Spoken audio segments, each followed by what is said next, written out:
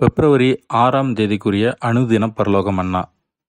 கிழக்கிலும் மேற்கிலும் வனாந்தர திசையிலுமிருந்து ஜெயம் வராது. தேவனே நியாயாதிபதி. ஒருவனை தாழ்த்தி ஒருவனை உயர்த்துகிறார். சங்கீதம் 75ஆம் அதிகாரம் 6 மற்றும் 7வது வசனங்கள். வசனத்திற்குரிய ஆவிக்குரிய விளக்கம். அநேக சந்தர்ப்பங்களில் நாம் மற்றவர்களுக்கு பிரயோஜனமான காரியங்களை செய்ய விரும்பினாலும் அல்லது செய்ய இருந்தாலும் இது அநேகருக்கு திருப்திகரமாக இராது. தேவன் இவைகளை அறிந்தவரானபடியால் நம்மை உயர்த்தவோ தாழ்த்தவோ அவராலே அன்றி ஒருவராலும் கூடாது. நம் கிரியைகளை அவர் அறிவார்.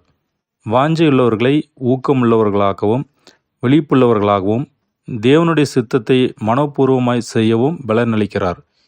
இவர்கள் சகல உபத்திரவத்திலும் பொறுமையுள்ளவர்களாகவும் தங்களை முற்றிலுமாக வெறுத்து தேவனுக்கே ஊழியம் செய்வதாக எண்ணி கிருபையினால் நிறைந்தவர்களாக நீதியுள்ள நியாயாதிபதி தங்களுக்கு ஏற்ற காலத்தில் பதிலளிப்பார் என்ற சிந்தையோடு நற்காரியங்களை செய்வார்கள். ஆமென்.